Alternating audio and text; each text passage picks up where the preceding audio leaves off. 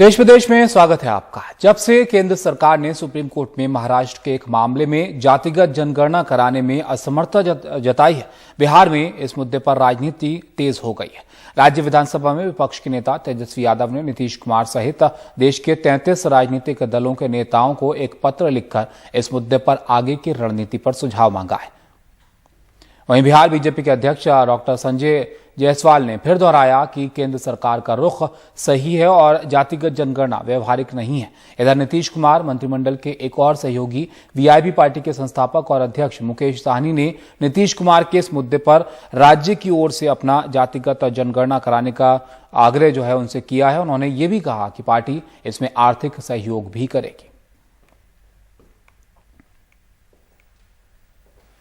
सरकार ने यह निर्णय लिया प्रैक्टिकल, बहुत लोगों ने अपनी जाति में फिर ओबीसी नहीं लिखा, तो उससे जाहिर बात है कि बहुत लोगों की ओबीसी की भी संख्या घट सकती है, बहुतों को इस तरह का भी कंफ्यूजन है।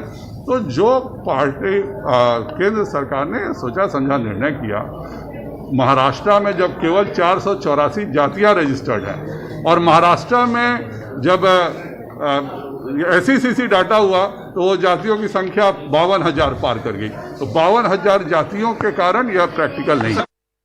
माननीय मुख्यमंत्री जी से मैं शीघ्र ही इस पे चर्चा करूंगा, मिलूंगा और मैं चाहूंगा कि राज्य सरकार अपने खर्चे से, अपने संसाधन से राज्य में जातिगत जनगणना करे, क्योंकि जातिगत जनगणना बहुत ज़रूरी है। तो इसके लिए मेरा माननीय मुख्यमंत्री जी से आग्रह होगा कि राज्य सरकार अपने खर्चे से इसको कराए। और इसके लिए हमने कल कहा भी है कि हमारे पार्टी के ओर से हम 5 करोड़ रुपए का डोनेशन राज्य सरकार को देंगे, जिसमें 4 करोड़ रुपया पार्टी की तरफ से, 1 करोड़ रुपया निजी अपने तरफ से। मैं चाहूँगा कि राज्य सरकार अपने खर्चे से जातिगत जनगणना बिहार में कराए। तो जातिगत जनगणना को लेकर अब बिहार में सियासत जो है वो गरमा रही है। आगे बढ़ते हैं और आपको बताएं कि पंजाब के बाद अब कांग्रेस का फोकस राजस्थान पर है। राजस्थान कांग्रेस के पूर्व अध्यक्ष सचिन पायलट ने कल राहुल गांधी से मुलाकात की और इस बैठक में कांग्रेस महासचिव प्रियंका गांधी भी मौजूद रहीं। सूत्रों के मुताबिक बैठक में अशोक गहलोत मंत्रिमंडल के विस्तार पर चर्चा हुई और सूत्रों के मुताबिक कई महीनों से सचिन पायलट अपने करीबी लोगों को मंत्रिमंडल में शामिल कराना चाह रहे हैं। उसी को लेकर इस बैठक में बात हुई।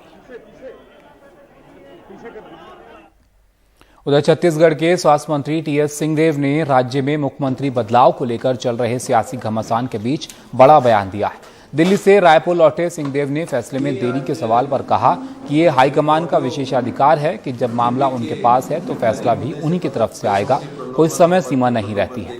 व्यवहारिकता की बात होती है। पंजाब में किसी ने नहीं सोचा था कि ऐसी स्थिति आएगी, लेकिन आ गई। उन्होंने कहा कि ऐसे फैसले छोटे नहीं होते, इसमें समय लगता है।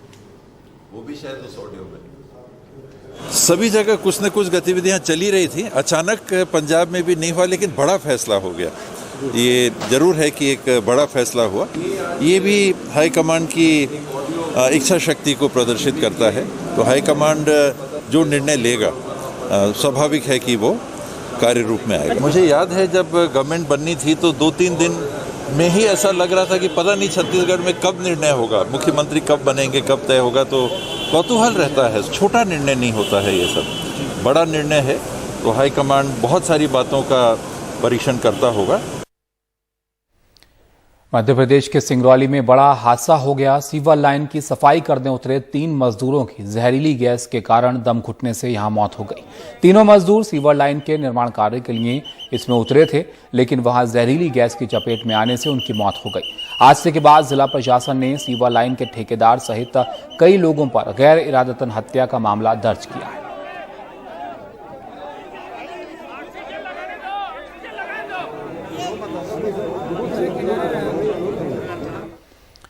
और असम के दरांग में गुरुवार को अतिक्रमण हटाने के दौरान स्थानीय लोगों और पुलिस के बीच झड़प हुई थी, जिसमें 2 लोगों की मौत हो गई थी और करीब 15 पुलिस वाले घायल हुए थे।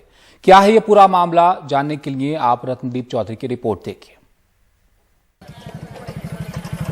असम के दरांग जिले में सिपाझार के पास गोरुखुटी और धौलपुर गुवाहाटी से तकरीबन 3 घंटे दूर है। 30 साल के मोइनुल हक का परिवार सदमे में है। उनकी मौत और बर्बरता के वायरल वीडियो ने देश को स्तब्ध कर दिया है। मोइनुल हक के 3 बच्चे हैं। परिवार जमीन के एक टुकड़े पर सब्जियां उगाकर गुजर करता था। सरकार ने उनको ये कहकर जमीन से हटा दिया कि ये उनकी नहीं है। परिवार का कहना है कि सोमवार को जमीन से हटा दिए जाने के बाद से ही मोइनुल हक बहुत परेशान था और एक डंडा लेकर पुलिस की तरफ दौड़ा। मेरे पिता और मेरा बेटा, हम लोगों की तीसरी पीढ़ी यहाँ खेती किसानी कर रही है। हम बांग्लादेशी नहीं हैं।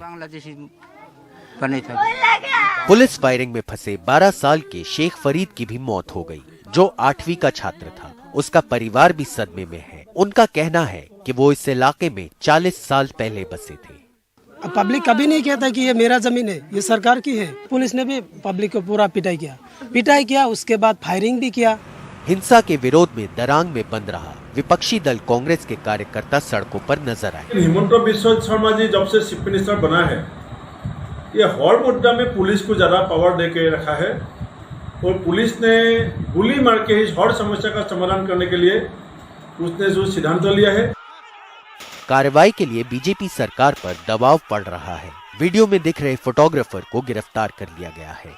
उसे 14 दिनों के लिए जेल भेज दिया गया है, लेकिन फायरिंग में शामिल पुलिस वालों के खिलाफ कोई कार्रवाई अब तक नहीं हुई है।